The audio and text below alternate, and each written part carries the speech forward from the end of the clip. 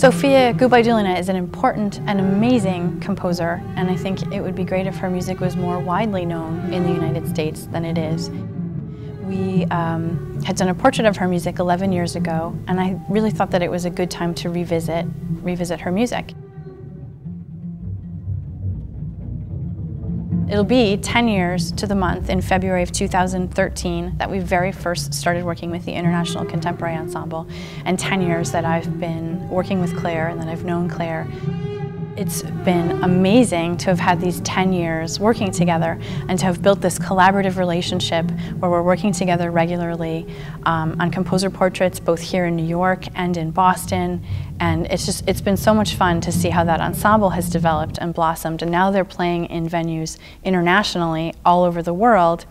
But it's nice that they always come home and have a special place in their hearts for Miller Theatre.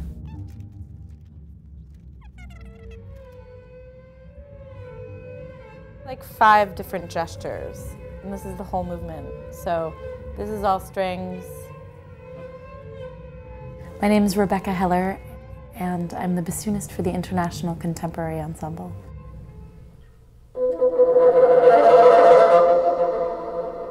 I've been playing with ICE for about 5 years now, and it's incredible.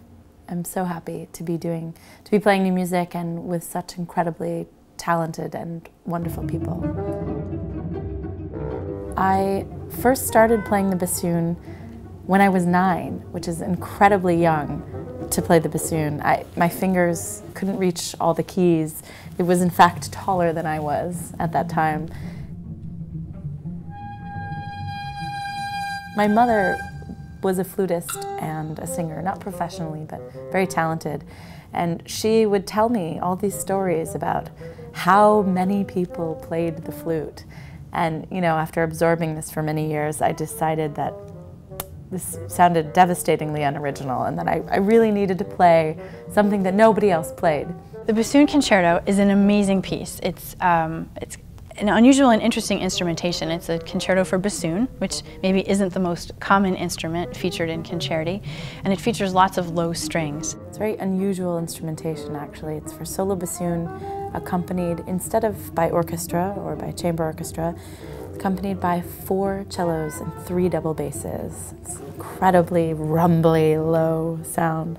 Gubaidulina actually has 3 pieces that feature the bassoon very prominently. It's this concerto, a trio for bassoon, viola, and piano called Quasi-Hocketus, as well as a bassoon duet. The way that she writes for bassoon is incredibly beautiful and incredibly meaty, and I'm so excited to finally be able to play this concerto. The piece, I think, is incredibly dark and incredibly beautiful. I think a lot of concertos feature the solo instrument as the protagonist, and as the winner, and as the hero. And this piece is very different from that in many ways. First of all, in a classical concerto, a lot of times the soloist is supported by the orchestra or the backing band when they're not playing. Here, the bassoon starts the entire piece alone, and it's a very mournful, very high melody, completely unsupported by the strings. And then when the strings come in, it's more of a struggle for dominance, not only dynamic dominance, who will rise out of the texture, who will be louder, but also thematic dominance. She has a lot of places in the music where it's unmetered and free, and the bassoon is sort of fighting against the low strings. So here, for example, the little sideways S means apart from time, so it's not at all metered. So all these little gestures, and the strings are sort of mirroring, but in opposition. So it's almost like a fight that's going on. It's a struggle. In the second movement, the bassoon only plays 3 notes, and the rest of the theme is firmly rooted within the strings. And so I think there's this constant struggle, and in the end, the bassoon is overwhelmed into the sound of the strings and sort of disappears. She had this real back and forth and this real collaboration with the bassoonist for whom she wrote the piece. And I think that's one of the reasons it's so special. I'm really lucky to be able to play this piece. And I think the audience will be really lucky to hear it. It's so rarely performed. and this is truly, truly a treat.